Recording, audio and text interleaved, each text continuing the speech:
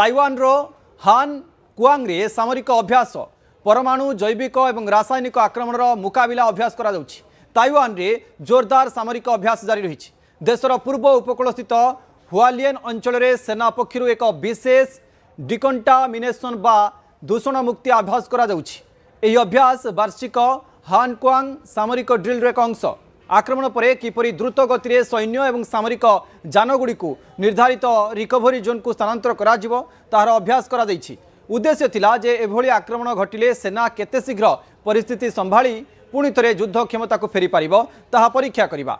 सेना मानवविहीन drone, scout drone, medium one way drone ता सहित ऑफेंसिव ड्रोन रो व्यवहार करी सामरिक अभियान रो अभ्यास करिछि।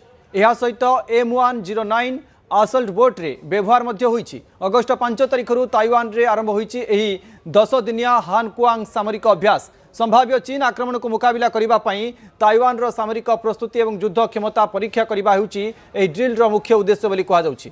चीन ताइवान को निज भूखंड अंश बोली दाबी करुवा बेले आवश्यक हेले बल प्रयोग करी ताइवान को निज नियंत्रण को आनिबा को चीन मध्य धमक दे आसुछि। अन्यपटे ताइवान सरकार बेजिंग रो एही सार्वभौमत्व दाबी को प्रत्याख्यान करी आसिछि। एही परिस्थिति रे हानकुआंग ड्रिल को ताइवान रो संभाव्य युद्ध परिस्थिति पई एक बड़ परीक्षा भावे देखा जाउछि। संपर्क रे अधिक आलोचना करिबा समरेंद्र बासा जोड़ी होती। शीतो बासा, ये अभ्यास को समराभ्यास को आपण केमती देखुछंती जेतेबेले ताइवान एवं चीन भितरे वाद विवाद तो लागी रही तारि भितरे ये सामरिक अभ्यास करा जाउछि। कोउना कोउटी लागुछि कि जे आगामी समय युद्ध को नहीं ताइवान प्रस्तुत अछि बोली जणाई दउछि।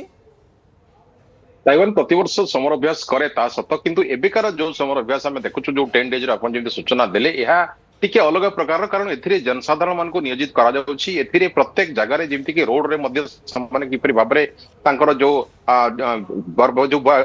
मिसाइल बा तांकर जो ड्रोन बा तांकर जो टैंकर ए सब को मध्य परीक्षा करबा पे प्लान करछंती। ता सहित हमें पनडुब्बी कथा को देखु जो सब जगह रे नुआ प्रकार रो समान हथियार बर्तन व्यवहार करबा पे समर सज्जा रे ता सहित जेपरि भाबरे तांकर डिफेंस बजेट एबे सडन समान हाइक मध्य करछंती। कारण जदि आम देखा हिस्ट्री को देखा चाइना और ताइवान हिस्ट्री को 1895 मसीह गोटे युद्ध हुए जो जापान एवं चाइना मध्य युद्ध से जितेबले जापान पाखर चाइना हारी जाए से कौन करे ना ताइवान को सी अख्तियार करनी एवं सेकेंड वर्ल्ड वार 1945 बेले सी जितेबले हारी जाए जापान से ताइवान को फेरई दिए जापान चाइना को।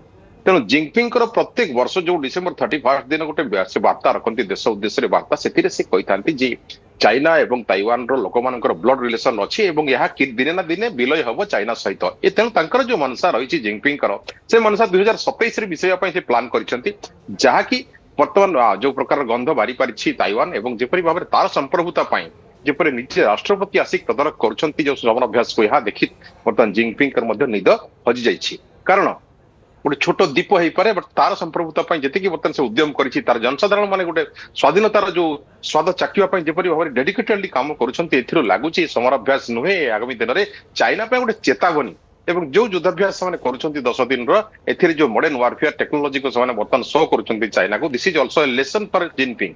कारण एत छोट देश टेक्निकाली एत साउंड जहाँकि टोटाल वर्ल्ड डिपेंड करे आज से देश को विलय करने चाइना चाहूँगी तार संप्रभुता को खातिर करे ना चाइना तार डेमोक्रेटिक प्रोसेस को से कभी माने ना। तेणु बर्तमान जदि आगामी 2027 रे कौन प्रकार युद्ध हाँपाई चाइना डिक्लेयर करुच्ची पूर्व समराभ्यास से देखई देछि तार युद्धास्त्र तार टेक्नोलॉजी तार मॉडर्न वारफेयर तार सैन्य मान डेडिकेशन सहित जनसाधारण डेडिकेशन जो माने कि वर्तमान युद्ध रे भाग नवाई आग बढ़ाई जो कथा आपण कहउचंती जे ताइवान रो ये समराभ्यास प्रतिवर्ष होची किंतु एथर समराभ्यास रु टिके आभास मिलुची जदि चीन आक्रमण करुच्ची ताहले ताइवान मध्य संपूर्ण प्रस्तुत अच्छी बोली ये सूचना मध्य दे पारुची। जदि आगामी दिन में युद्ध होउची चीन आक्रमण करुच्ची ताइवान उपरे एवं ताइवान पाखरे आपन को लागुची कि सेमिति क्षमता रही जो अत्याधुनिक ड्रोन कथा कहतु अत्याधुनिक जहाँ युद्धास्त्र रही चीन सहित मुकाबिला करि पारिबो।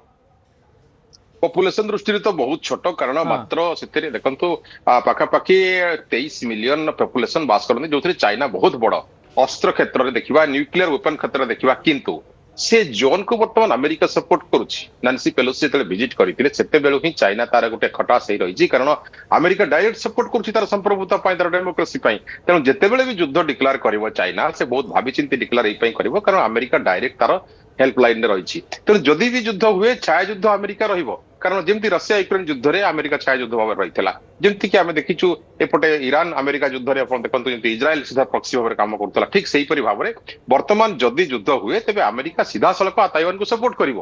ତେଣୁ ଯୁଦ୍ଧାଭ୍ୟାସ ଯୋଉ କରିଛି ଆପଣଙ୍କର ତାଇୱାନ, ଏ ଯୁଦ୍ଧାସ୍ତ୍ର ଚାଇନା ପାଇଁ ଯଥେଷ୍ଟ ନୁହେଁ, ତଥାପି ଯୋଉ ଟେକ୍ନୋଲୋଜି ଯୋଉ ଟେକ୍ନିକ୍ସ ମଡର୍ନ ୱେପନ ସେ ୟୁଜ କରୁଛି ବା ଦେଖଉଛି ଯୋଉ ଯୁଦ୍ଧାସ୍ତ୍ରରେ, ତାହା ନିହାତି ଗୋଟେ ଲେସନ ତା ପାଇଁ। କାରଣ ଏତେ ଛୋଟ କଣ୍ଟ୍ରି ହେଲେ ମଧ୍ୟ ଟେକ୍ନିକାଲି କେତେ ସାଉଣ୍ଡ ଏବଂ ସେ ଜବାବ ଦେବା ପାଇଁ ଚାଇନାକୁ ବାହାରି ଆସିଛି ତାର ସମ୍ପୃକ୍ତ ରକ୍ଷା କରିବା ପାଇଁ।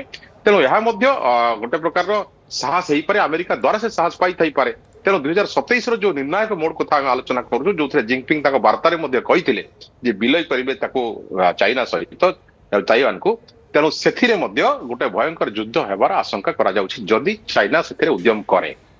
निहत भाव ए युद्ध ये ताइवान प्रस्तुति ताइवान समराभ्यास करुवार चित्र सामना को आसूची आपण टेलीविजन स्क्रीन में से चित्र गुड़िक देखुं अत्याधुनिक ड्रोन साहाय्य केमिति मुकाबिला करा तार चित्र आम आपण सामने देखुँ। संभाव्य जदि युद्ध होची ताहले पॉपुलेशन दृष्टि जहाँ श्रीयुक्त बासा कहते पॉपुलेशन दृष्टि बर्तमान समय ताइवान पछरे अच्छी और ताइवान किंतु जनसाधारण को एक निजर स्वाधीनता से आगक आसी लड़ाई करेंगे। बहुत धन्यवाद। मो सहित वैदेशिक व्यापार विशेषज्ञ समरेन्द्र बासा जोड़ी संपर्क अधिक आलोचना करते।